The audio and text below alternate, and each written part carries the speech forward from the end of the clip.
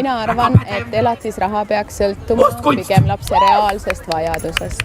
Sellepärast, et last üleval pidada, siis peakski olema nagu toetus selle suurune, mis... Väike nali ei olnud veel mingi trikke.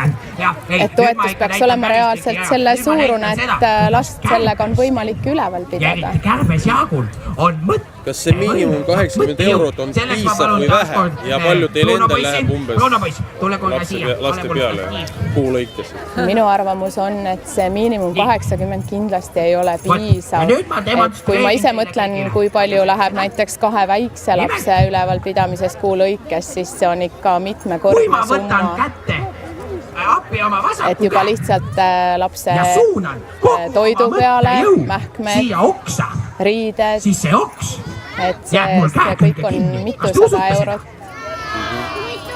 Sellest summast ei ela välja. Lubage, ma tõestan siis kohe vastupidist.